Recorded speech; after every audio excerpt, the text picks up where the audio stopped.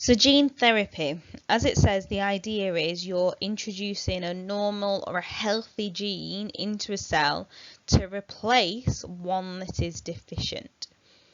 So theoretically really useful, but actually in practice there's some quite fundamental problems with the whole gene therapy idea. So what do we actually do?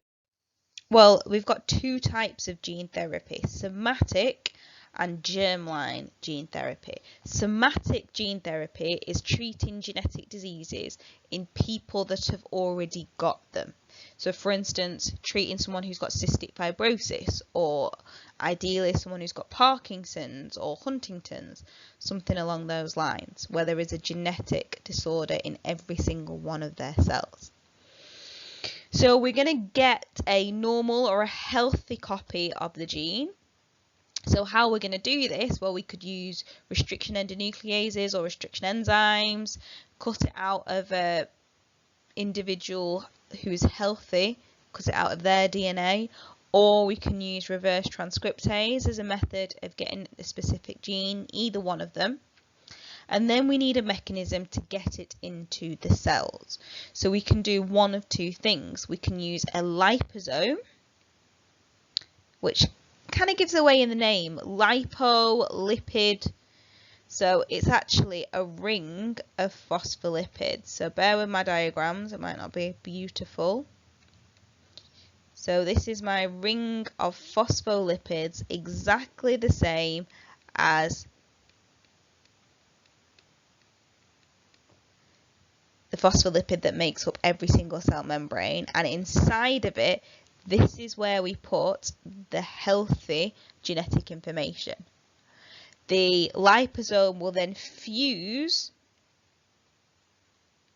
with the cell membrane and release into the cell the specific gene that we are after. The other method that we could use is using a virus, and it's similar to the bacteriophage that I mentioned right at the start in transferring the gene. But the viruses are much more useful in that they can inject healthy genes into the cell. Bingo, exactly what we used for. They have a mechanism, they're made to do this. They can target specific cells, and they can also replicate inside the cells, so they can last for a little bit longer. Now, if you think of a virus, we should be thinking of something that looks a little bit like this. And it's got a mechanism to inject that healthy DNA into the cell that it attaches to, and it will only attach to certain cells. So the idea is that this new healthy gene is incorporated into the individual's genome, and it just replaces the one that was defective. It goes through transcription, it goes through translation, and bingo, you have the healthy protein being produced, not the defective protein being produced.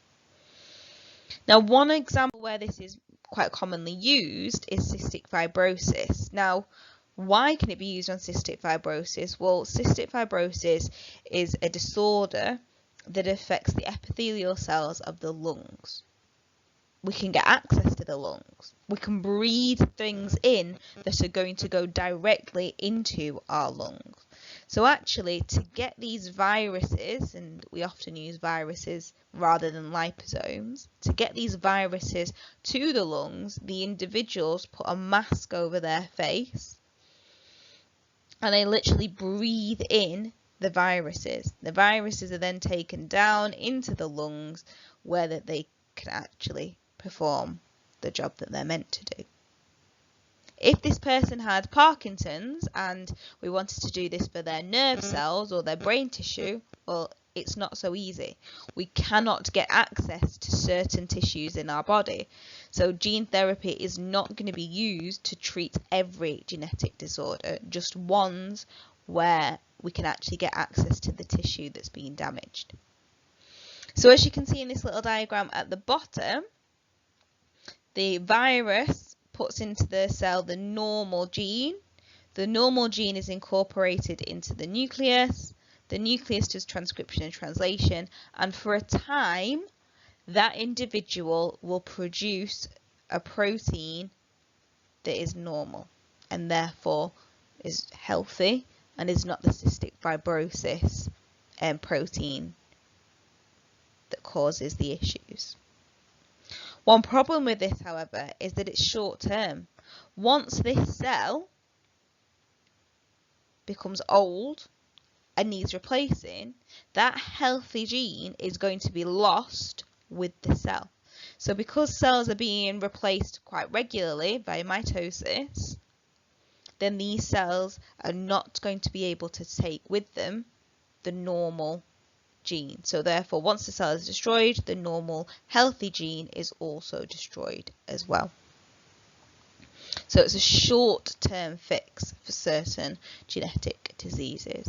Remember, every single cell in this individual who is a cystic fibrosis sufferer will contain the cystic fibrosis gene, the mutation that gives them cystic fibrosis. So they are not cured from it, it's merely a treatment for genetic disorders. Problems with introducing a virus into the body? Well, like with any virus, it could create an immune response. It could cause phagocytosis to occur. It could destroy some of the normal cells. We're not 100% sure of how this virus is going to affect our body.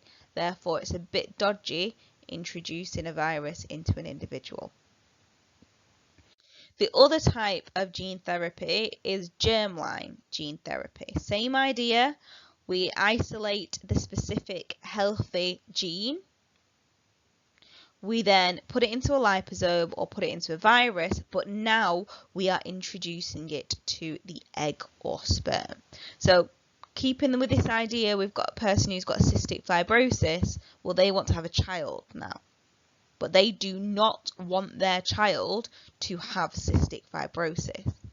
So germline gene therapy is altering the genetic information in either their egg or their sperm so that when fertilization occurs and mitosis occurs, that every single cell that's been produced during fertilization and mitosis contains the normal gene, the healthy gene. That means the child that has been produced will not have the genetic disorder. Remember, we are altering one cell. We are introducing the healthy gene into either the egg or the sperm, depends on whether they're male or female. That egg or sperm then gets fertilized by their partner or whoever, and the healthy gene will be passed on to the next generation.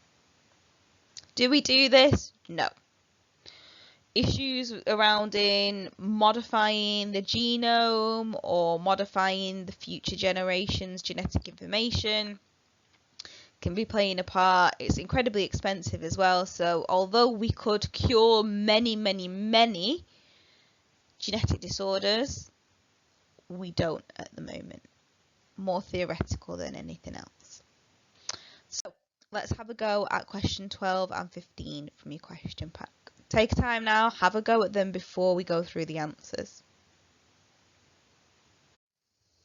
So in gene therapy, normal genes are put into the cell containing a defective gene in attempts to treat cystic fibrosis. Oh, look at the example that I mentioned. A virus has been used to put the normal gene into the cells. So why would we want to use a virus? Well, it was that grey box that appeared on the slide talking about somatic gene therapy. It's got a mechanism for getting the gene into the cell, so it injects the DNA. It can replicate in the cell and it can target specific cells. What's the disadvantage of using a virus? Well, it's still a virus, so it could cause an infection or cause harm, or it could cause an immune response being introduced into the body. They're only one marker, so you don't need all of it. So genetic engineering could be used to replace the defective genes in either body cells or gametes, so somatic gene therapy or germline gene therapy. At present, gene therapy is limited to replacing genes in body cells. Suggest an advantage of replacing a defective gene in a gamete rather than a body cell. So why would it be a better idea to do this for gametes rather than to do it to people who have actually got the genetic disorder? Well, you'd only need to treat the person once because it's treating one cell. Every cell that would be produced from that gamete would have the healthy, the replaced gene, and then it can be passed on to the offspring. Again, only one of those 3 mark points, you don't need them all. Suggest why replacing genes in gametes is not allowed in the UK. Well, it changes the makeup of the genome, and it may affect the normal development of that actual embryo that's being produced. Remember, suggest questions. You've got to kind of think a little bit like AQA to think what might be coming on the mark scheme. Some people are concerned about using gene therapy to treat genetic disorders in humans. Give one possible argument against the treatment of disorders by gene therapy. It could cost a lot. There could be adverse effects. Other genes may be introduced. We don't know whether the viral DNA is going to have an impact on those cells. We'd have to do a lot of animal testing to be able to use it effectively. So on to 15. So gene therapy is used to treat a genetic disorder, ADA. It affects individuals that are unable to produce adenosine deaminase. Struggle there. Without this enzyme, T lymphocytes, a type of white blood cell, cannot provide immunity to infections. The diagram shows the process involved in the treatment of ADA deficiency by gene therapy. So, poor diagram, but you're looking at it in your student notes. You've got a healthy T lymphocyte, and you've got T lymphocytes removed from a patient with an ADA deficiency. The ADA gene is removed and inserted to a virus. The virus and the deficient ADA T lymphocytes are mixed, and the T lymphocytes now with the ADA gene are returned to the patient. So what is meant by gene therapy? Well, introduction of healthy cells or replacing these defective or unfunctioning cells. The ADA gene is inserted into a virus, 2 advantages, so now it's worth 2 marks, but still the same 3 mark points. It can inject DNA into the cells, it can target specific cells, and it replicates inside cells. Individuals who have been treated by this method of gene therapy do not pass on the ADA gene to their children. Explain why. Well, although we've altered their T lymphocytes, we have not altered their gametes. Therefore, their gametes still contain the ADA deficient gene. So, gametes do not contain the ADA allele, they'll contain the one that's not functioning. T lymphocytes are produced in the bone marrow. A bone marrow transplant from a genetically matched donor can provide a permanent cure for ADH. Suggest why bone marrow transplants need to be from genetically matched. Well, prevent rejection.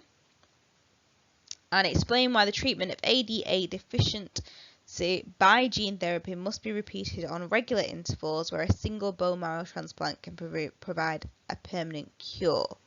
Well, it tells you in the question that T lymphocytes are made in the bone marrow.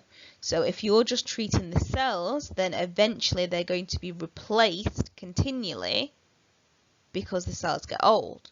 If you replace the bone marrow, that's the source of the cells, then the cells will be permanently altered and permanently contain the correct ADA gene or allele.